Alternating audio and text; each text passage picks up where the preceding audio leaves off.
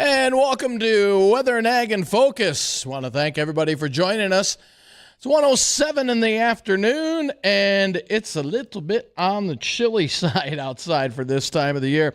Feels more like early October with temperatures in the 60s. That's it. There's even a few 50s still where it's raining. Areas around, let's say, Fingal and down to the south towards Leonard. Those areas received a little bit of thunderstorm activity this afternoon, and they're still in the 50s. Still a little bit of thundershower activity on radar. So just kind of hit and miss showers for the rest of the afternoon. Nothing severe, nothing too strong, but if you get caught under one of those, could get some brief heavy rain.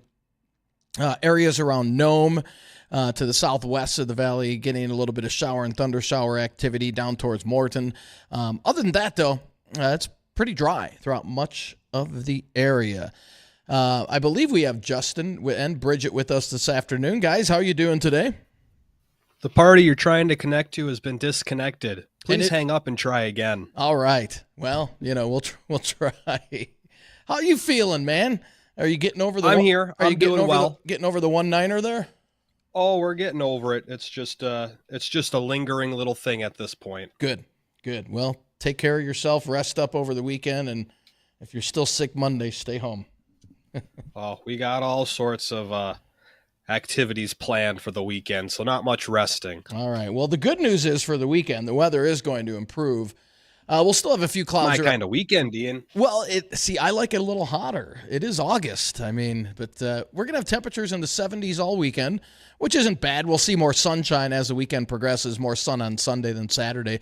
But both days pretty nice because the winds are going to be lighter, so should be a pretty ideal weekend to get out and about, that's for sure. And there's not too many weekends left before, fall hits. Also, took a look at the LRC through the end of September, both temperature-wise and precip-wise. And if you want to know what the outlook is from the LRC, you could log on to our Facebook page and kind of gives you a day-by-day analysis of when we could see some increases in precip, temperatures, all that good stuff. So, and after end of September, yeah, that's right, the new LRC cycle will start in early October. Really looking forward to seeing what the new cycle is going to hold this year. Last year, pretty uneventful, at least in terms of snowfall around here.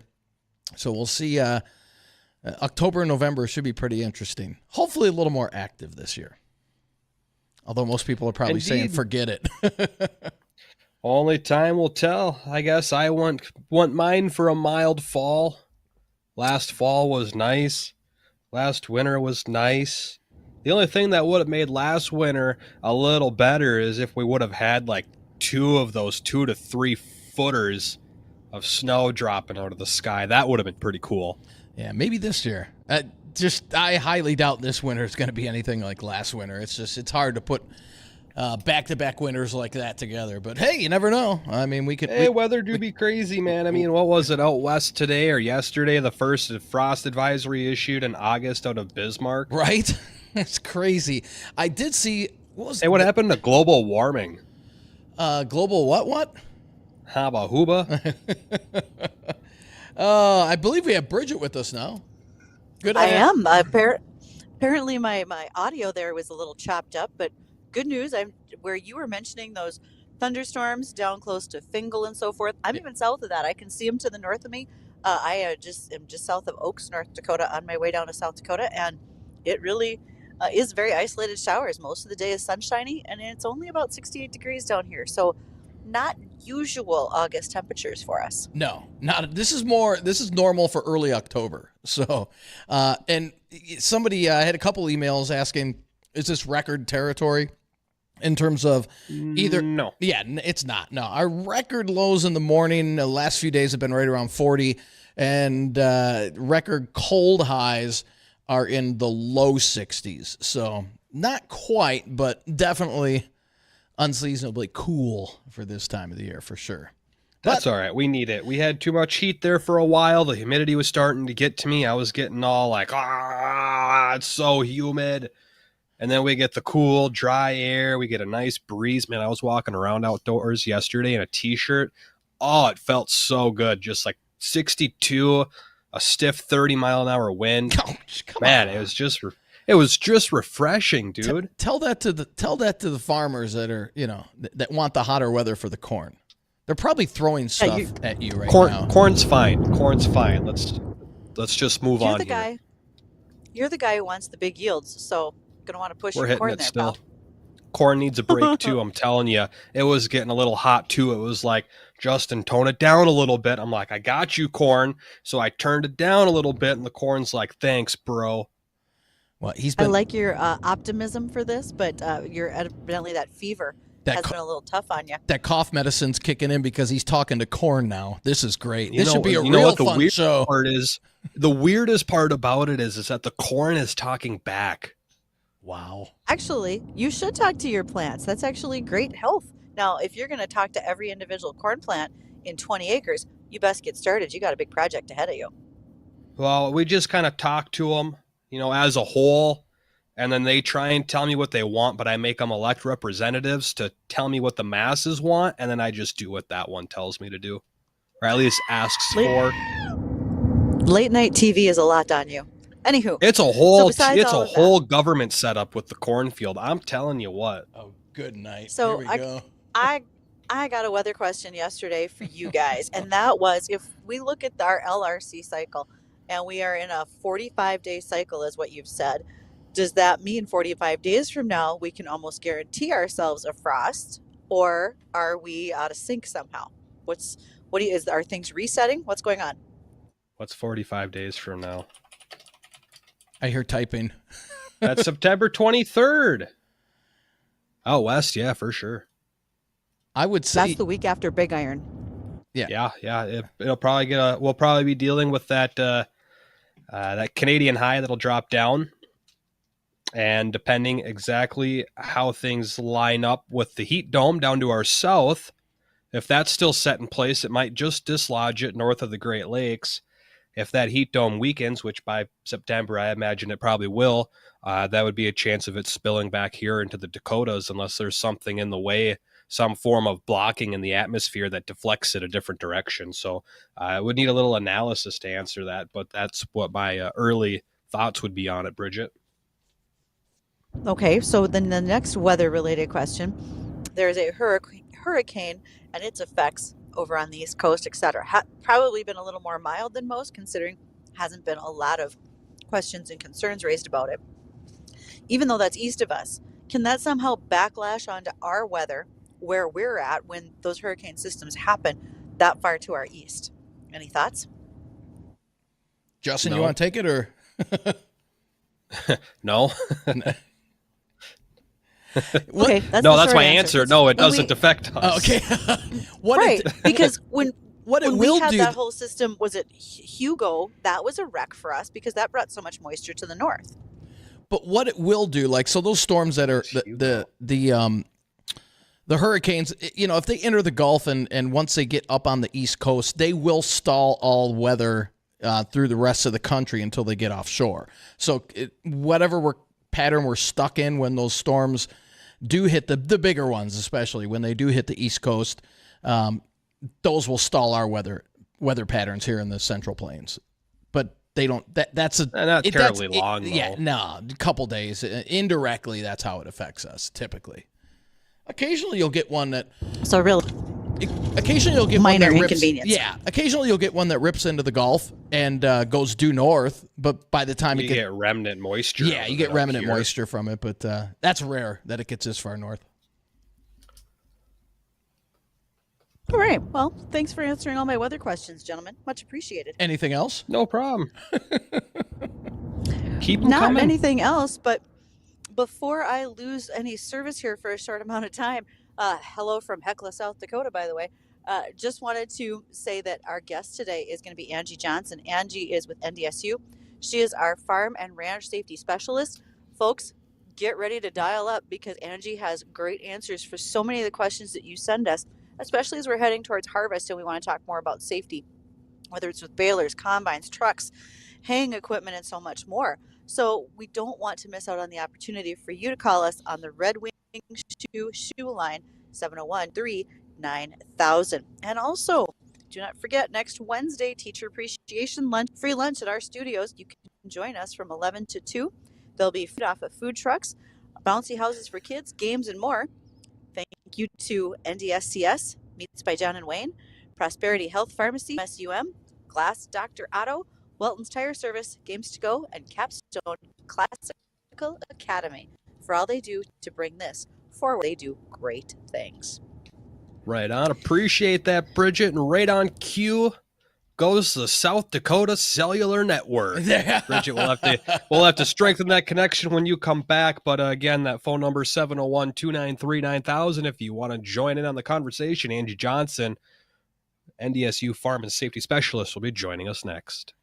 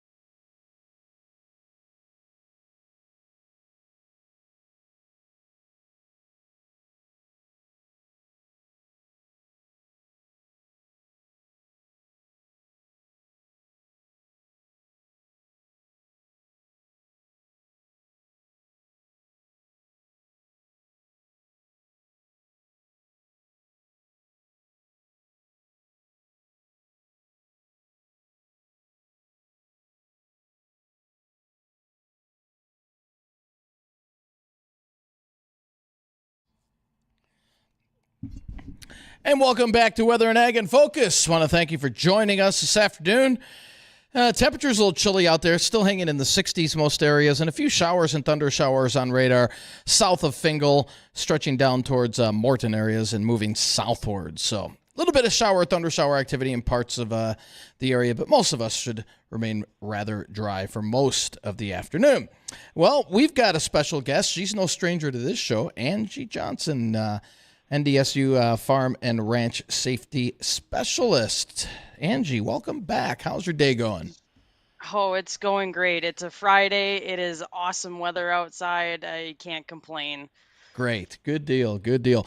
Well, I'm hoping you didn't get a chance to watch our Here We Grow latest video clip when Bridgette and I were out on the farm, and I kind of got my hand stuck in one of the combine rotors, so it wasn't fun. But probably something we shouldn't be doing. But luckily, Bridgette was there to save the day, right, Bridgette? Hey, Dean, that was a planter, not a combine. Oh, sorry. Okay. See? Yeah. Just They're wanted to, very wanted to similar, help you out Bridgette. there. Come on. I have a lot of questions. Yeah. Oh, man. So, Angie, for people that are new to the program or just listening today, explain a little bit what you do. Yeah, absolutely. So I am the Farm and Ranch Safety Coordinator Specialist for the state of North Dakota through NDSU Extension. And so oftentimes I'll travel across the state doing programming with county-based extension agents, really focusing on how do we keep our farmers and ranchers safe and their families safe when working on the farm. And so oftentimes I know I've talked on this show, we have a really strong youth farm safety program where we offer farm safety camps throughout the state, but we also do a ton of adult programming as well, and how we really focus on not just developing safety habits, but just understanding and having respect for the equipment, the livestock, and the other components of agriculture that we work with, because we are such a dangerous industry to be involved in. Now, Angie, do you find that there's more injuries in planting season or harvesting season or somewhere in between? Oh man. And you guys were talking about it earlier. The weather really dictates a lot of that. And so it just depends what type of harvest season we're having. If conditions are going to be wet, we definitely, some of the data will show that we're going to see more injuries and possibly fatalities just based on having wet harvest conditions, because that when it's wet, you just add a whole nother element of unpredictability to the situation. So adding mud and adding wet grain and just really challenging conditions to work with. So I would say it depends, but definitely when it comes to traffic related incidences, fall is there's a lot going on in the fall that includes combines. Well, even right now, a lot of sprayers going out there, spraying down small grains to get ready for harvest, and so the semis and trucks, and so definitely harvest is one of those key times. Now, what in terms of percentage, and I don't know if you have this available, but what percentage of accidents or injuries are due to just being too tired? I mean, That's a great question, and unfortunately, we don't have that quantified, and there's a couple reasons for it. And I know we've talked about it on the past, but I really like to remind the audience, production agriculture. The Bureau of Labor Statistics does keep track of injuries within agriculture, but we have to remember those statistics are only derived from commercial related ag facilities. So, for example, our commercial grain elevators, any type of injury or fatality that takes place at a commercial elevator, that's kept track of and that's reported and goes through OSHA standards. But the single owner, farm ranch that we typically find in North Dakota isn't under those types of requirements and needs to report per se. And so we just don't have a ton of data that showcases, X amount, that percentage you're looking for. That it just doesn't exist because there isn't really a reporting structure in place for a lot of the operations that we find in our region. Angie, the last time we had you on, you were doing some safety youth camps and a couple of other different programs as well as a ATV class. How'd those programs and lessons go with the youth and the adults that attended as well? Man, we had a great camp season. I mean, we were pulling in kids from Montana and South Dakota this year. I mean, the word is spreading. People are, whether they're listening to this awesome show or getting their information from somewhere, but the word is spreading about our program. We keep growing. We had full camps again this year. Really good weather.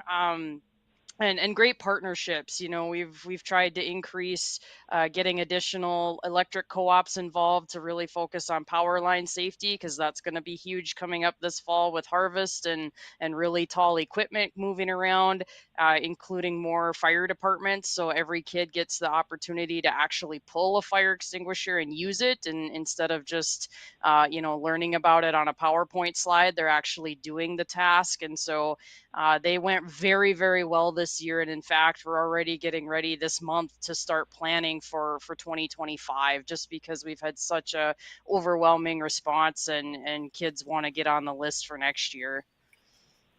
Right. And what were some of the key things that you guys focused on during these camps?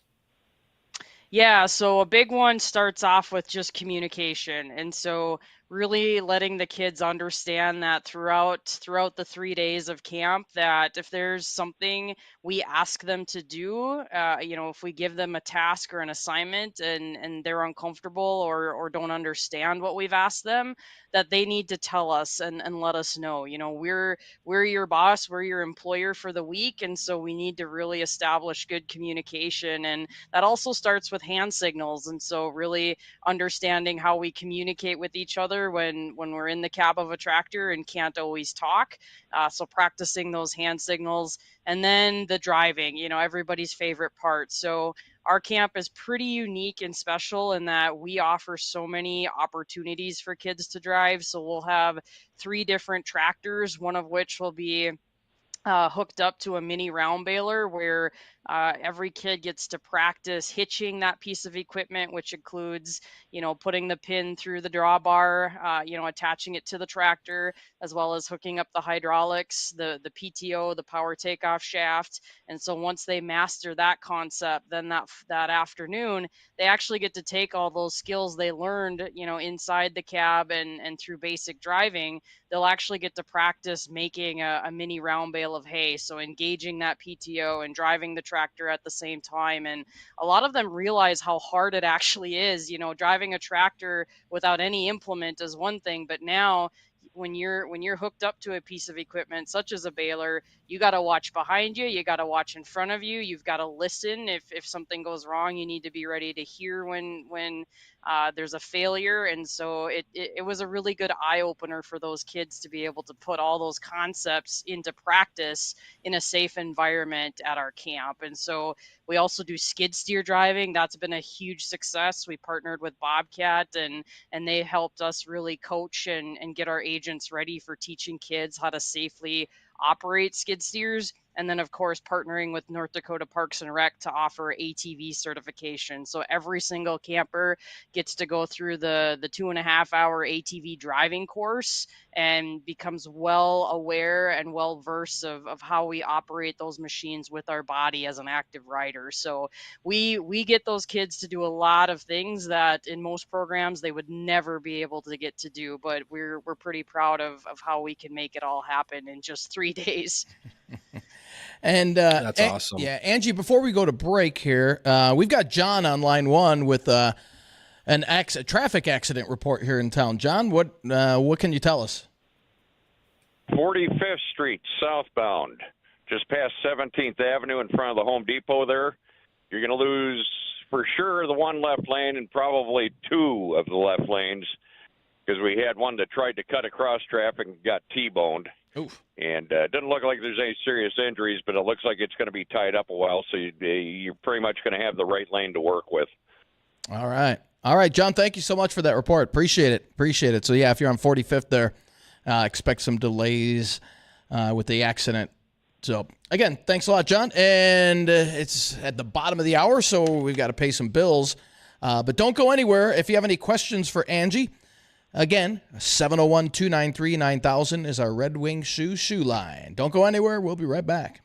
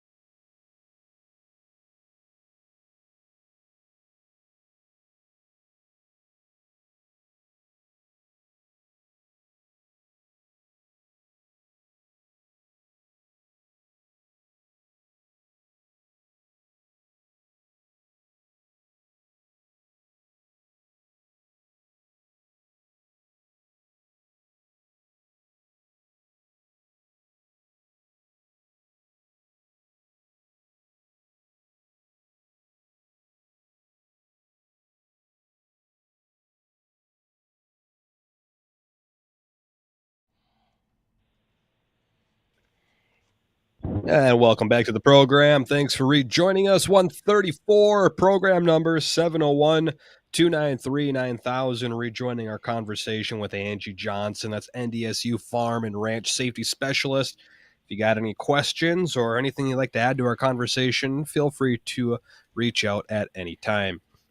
Angie, before we went to break there, we were touching on some of the camps and whatnot, but that's not the only program you guys had offered since you've been coming on the show fairly regularly with us, and that was Stop the Bleed was one of the programs you were doing, and the tourniquet kits and whatnot. Have you guys planned on doing more of those? Have you done more? And I guess what's the plan with that? What's been the feedback post doing those different presentations? Yeah, And trainings. great question, and I'm glad you brought that up. So we'll actually we're going to start year 2 of our grant this month. So we got a 3-year grant to be able to offer those Stop the Bleed tourniquet or Stop the Bleed programs and provide personal tourniquet kits to farm and ranch and rural participants. And so this month, actually next week, we're going to start our planning phase and kick off the fall season and start working with our county-based extension agents on getting those scheduled. We had such an awesome response last year.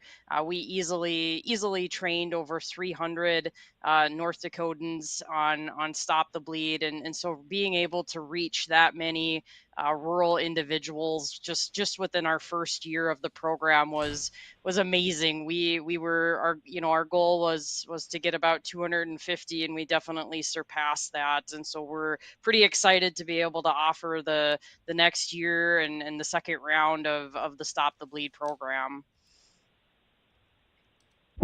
So, Angie, it's been awesome to hear all the backstory of what's going on with your safety camps.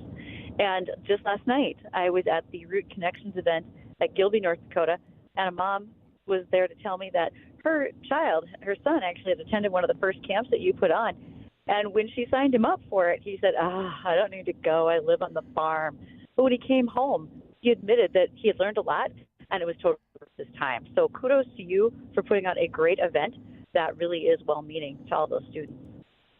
Oh, thank you so much. Oftentimes we don't always get to hear that positive feedback. And so to hear from a parent like that, we appreciate those types of success stories. We actually had a dad reach out, and his son participated this year, and I didn't realize this, but the FFA chapters, they still do a tractor driving contest. And so his son had participated at the local level and made it on to the state level because of his what he had learned from farm safety camp. And so it's fun to be able to be a part of these young people's lives in such an impactful way, and to put those skills right to work. And ultimately my goal is if we can save one life, if we can prevent one injury by helping these young kids develop good habits right away, that's a huge success in my book. And if that's how I can make a difference in this world, then by gosh, I'm going to do it. So I really appreciate that feedback.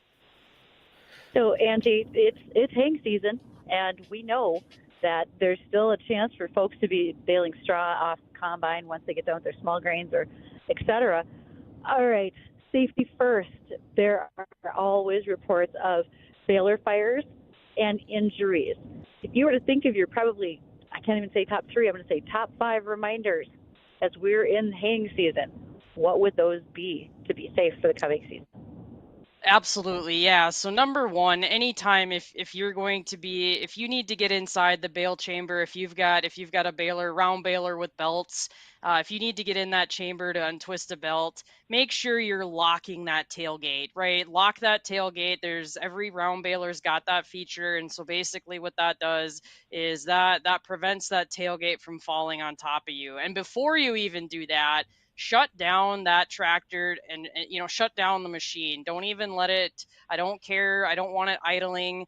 Shut it down so there is no mistake, so that PTO, that power takeoff, does not engage while you're untwisting belts or performing some maintenance, or even just greasing your baler, for example. So shut that machine down, and then if you need to go inside, make sure you lock that tailgate so it does not fall on top of you while you're inside that chamber. And you talked about baler fires a little bit.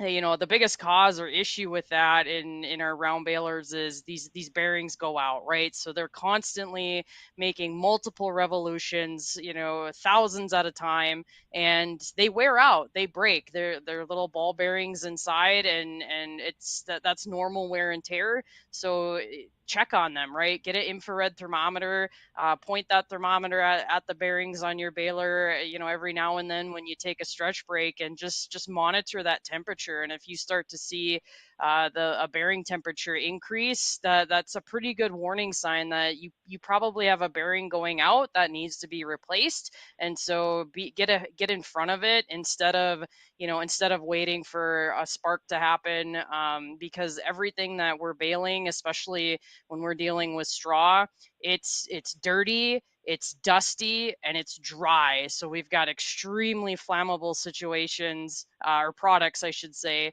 that can accumulate within that baler and cause a really quick fire just for a bearing that's going out of place. So if I had to say my top three, right there is shut that machine down, lock the tailgate, and keep an eye on those bearings. Great advice. And we had a caller that called in. This was a couple of weeks ago, and I don't remember her name just because we have so many people that call in on a regular basis. But she was talking about how the corn is getting to a height now to where it's hard to see sometimes in certain areas and intersections. Cars coming in the other the other road at intersections, because sometimes there's a two-way or a four-way out in the country. Any advice on with crops getting to a height to where you can't see around the corners and blind approaches, as well as different types of equipment coming in or out of the fields just on general roads? Yeah, this is a great topic, and I'm so glad you brought this up, and I'm glad you have people calling in.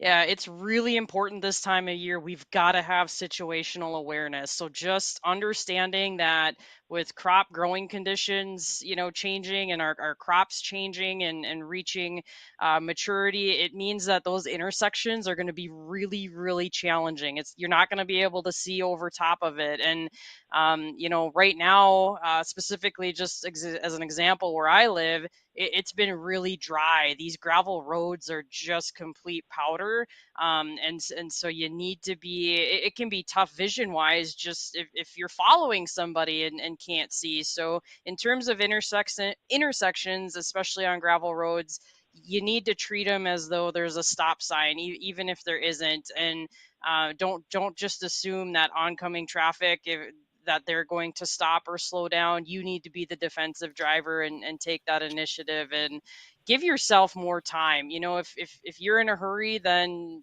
maybe you're going to have to start leaving earlier, whatever the situation may be. But we do have to treat those intersections with a lot more respect, because the blind spot in it is just so much different now with that tall corn in place.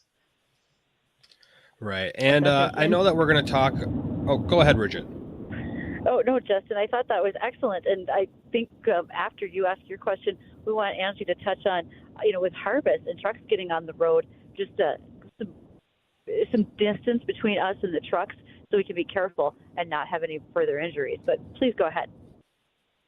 Yeah, I was just going to add, Angie, we'll likely have you on again if you're willing to join us here in another month or two, especially with harvest coming up. But I think it's worth hitting on it now, even if we hit on it 2 or 3 or 4 times.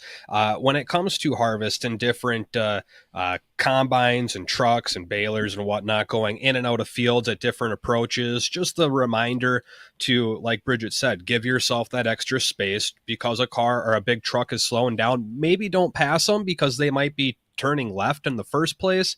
And then as well, with all the different, dirt and mud that gets on the road from the beet farms or the beet fields and whatnot, that it can, add a lot of different implications to traveling.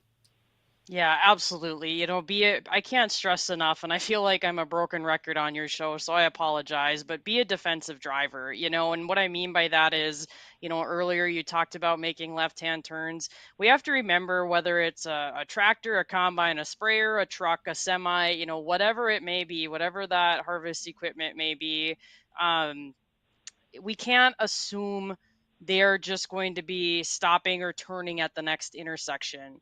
we need to be thinking ahead, because those pieces of equipment, they might be looking for their next field approach, right? And so we really need to be watching. So as a motorist, if I'm coming up, up against a tractor, a combine, whatever, a semi, I really am very, very, very hesitant to pass, and I check my surroundings. I look, okay, is this semi going particularly more slow because they're going to get ready to turn into into a field approach? And so looking at your surroundings, trying to identify, are they harvesting in the upcoming field? I mean, we're kind of lucky in this part of the state, I think, because we are so flat. We get teased a lot, but I'm glad we are in many ways, because that gives us way more vision when it comes to roadway safety versus the up and down of hills all the time that make it really dangerous to pass in general, let alone pass these types of equipment. And so just making sure that we don't assume that they're just going to turn at the next intersection. They may be slowing down to turn in the approach, and that should be a good reminder to all of our equipment operators, our farmers and ranchers out there. Use your turn signals. I can't stress that enough. Our newer tractors and machines, they all have them. They all have turn signals. Please use them. Treat it, communicate as if you're in a motor vehicle as well, to let those people behind you and in front of you know what you're going to be doing, so that way the driver can act, proactively and respectfully to your next move. Angie, we've got Big Iron coming up. Looking forward to seeing you there. Where are folks going to be able to find you when they come to Big Iron? And are you going to reward them for saying, Angie, I hear you on Weathered Egg and Focus? Yeah, I would love to. I'd love to. Big Iron, as Bridgette knows, is absolutely one of my favorite farm shows. I was just out at Farm Fest. I got back last night, actually, from Farm Fest out in Southwest Minnesota, and I gotta say, I love our Big Iron atmosphere, and it's definitely got me excited to see everybody and all the awesome equipment. So we'll be in our NDSU extension booth. I think we're in the Readel Ag building again. So please stop by. You guys know me well enough. I love to visit and love talking farming and ranching. So anytime you come, stop on by, share your story. I think that's what's been really impactful as I've been in this role, as I've got to hear so many pretty powerful stories of individuals that have been impacted by a farm or ranch related injury or unfortunately a fatality. And so the more we can talk openly and have those conversations, I think the stronger we can become in being advocates and working towards preventing those types of injuries and fatalities in agriculture. And before we let you go, Angie, we've got Oscar on line one. I don't know if Oscar has a question or... Oh, yes. No, I have something. When you talk about traffic safety, you remember, probably most of you don't know it, North Dakota is the only state in the union that does not have a minimum speed limit on the interstate, because when they built Interstate 94, they took sections of old Highway 10 out, so they no longer exist, and farm machinery has to use parts of that interstate to the west of us. So you're driving 75 mile an hour, you're going to catch up to a tractor with a big cultivator at 18 mile an hour. I know John Q. Public isn't going to pay attention, but this is one of the deals with North Dakota. Same with 29. They took sections of 81 out and made it part of the interstate, so that's why we don't have a minimum speed limit. Interesting. Yeah, that's a really good point. No, I didn't know that, but I do know that when it comes to interstate, and I'd have to look this up because I don't know it off the top of my head. I apologize, but there is you can't just drive farm equipment on the interstate. I think there's a little bit of a process that you have to. No, but there's sections out. You get past Jamestown out there. There's sections that there's no interstate changes and there's no gravel side roads, so the farmers have to bring their tractors and machinery out to get to the next exit. Say they got a farm on the south side of the interstate, but they have to go to the next exit to come around to get back to their fields. Okay, that's why we do not have I don't live in North Dakota, but I did for many years. But that's why North Dakota doesn't have a minimum speed limit because of that, because of the agriculture. Okay. Sure. There might be other states that have sections of it, but I don't know where. But I know that's why North Dakota does not have it. All right. Well, Appreciate it, well, Oscar. Thanks for calling. And Angie, I bet this is going to give you a little homework for the future, isn't it? Yeah, no, I mean he brings up a good point, and like I said, I definitely know it's I don't want to say illegal because I don't want to set that up, but I do know on interstate you are not supposed to be taking tractors and implements and transporting, or not necessarily transporting, but driving tractors with implements on interstate. But it would make sense if there's sections that have been removed in order to make that a reality for folks that need to get on interstate to access their field. So definitely, I think it's an interesting piece to look into. Right. And Angie, if anyone wants to get information more about what we've been talking about, things that you guys are planning, up and coming events, and when and where they can find you at Big Iron or anything else, where would you direct them to go to get that information? Yeah, absolutely. So find your favorite search engine and just type in NDSU Farm and Ranch or Farm Safety, and you'll be able to find my contact information and upcoming events. Right on. And what was that website again, Angie? Oh, if I were you, it's just easier. NDSU Farm and Ranch Safety. Type that into Google or whatever search engine you use, and our site will pop right up. Awesome. Perfect. Well, appreciate it. Thanks for coming on the show again. Yes, thank you guys. Have a great weekend. thanks, Angie. You as well. Well, we'll get caught up with our sponsors when we come back. Another check on the forecast, a couple ag topics, and if you want to sneak into the program quick, 701-293-9000. We'll be right back.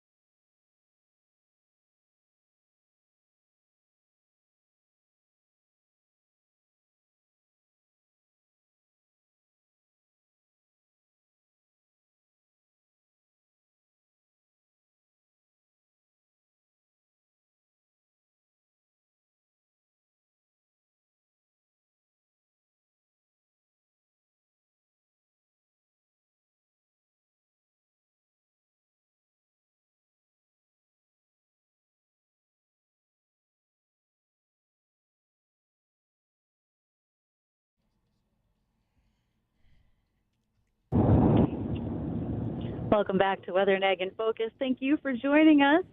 In fact, just saw a baler on the highway, just as we were talking about with our guest, Angie Johnson, NDSU's Farm and Ranch Safety Specialist. Want to make sure we give a great big thank you as I look at these cornfields. I want to thank you to those who helped our corn for our Here We Grow project, where we're custom farming 20 acres of corn. And those thank yous would go to Pivot Bio, helping provide the right amount of nitrogen for our corn to bring us to a fantastic yield, just as Justin's been hoping for, and also to Foltz Buildings. To the folks at Foltz, you give them a call when you're ready to start building what you need for your dreams, whether that might be the shop-house combination, lake cabin, machinery storage, farm shops, and so much more. Foltz Buildings wants to bring your dreams to reality. And I just want to give a reminder, as I mentioned, our cornfield, we want your guesses for our yield. So please go ahead and send those to us on our Weather and Ag Facebook page, and look forward to seeing us at Big Iron. We're going to ask that you come see us, give us your yield numbers, and then also IntelliFarms. They have a grain gauge giveaway for those who are actively farming, and if you are the closest to yield without going over, we've got a grain gauge for you. So please come see us at Big Iron so we can make that happen for you. All right, guys, what's the last look on the weather as we get close to enjoying our weekend? Yeah, well, we'll see improving weather as we head into the upcoming weekend. Still looking at a few scattered showers on radar right now to the southwest of the FM area. They're moving southward, so most of the area should remain dry for the afternoon, but can't rule out an isolated pop-up shower. And then as we head into tonight, we'll clear things out after highs in the 60s today. We'll drop off into the 40s tonight, and then the weekend looks really nice, especially Sunday. Both days pretty decent, as winds will be much lighter. Highs at low to mid-70s Saturday and upper 70s on Sunday. Great weather to get out for Blues Fest as well. That's today and tomorrow out at Newman Field. So, hey, get out and enjoy that. Nothing better than some good music and good weather. Dead silence. All right. Thanks, guys. Just gotta love it, man. No problem. gotta let that one sit there. Keep you on your toes for a moment, you know? You thought we were in the clear, and then what happened?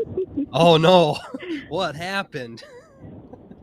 Yeah, sometimes it's hard to say what might have happened. But, hey, if you are a great singer and you want to get involved with a national anthem contest, the National Cattlemen's Beef Association has opened up that contest for the national anthem singer at their convention in February, CattleCon 2025 in San Antonio. Get those demo tapes in. You can send them to beef.org, or you can reach out to me, ag@spikefamily.com, and I'll make sure to show you the link where you need to go to send in your audition. Love to have someone from this area representing us sing the national anthem. Sure would be pretty sweet. And I think that's about going to wrap up the show, guys. Appreciate everything you guys had to say, and have a great rest of your day, everybody, and a great weekend. Dean, try not to get sick over the weekend, all right, bud? Sounds like a plan. Dean, appreciate the feedback. Bridgette, you have yourself a wonderful weekend as well. We're back on Monday, 1 to 2 o'clock in the afternoon. Coming up next, number 1 in the afternoon, that's the Jay Thomas Show. We'll see you next week.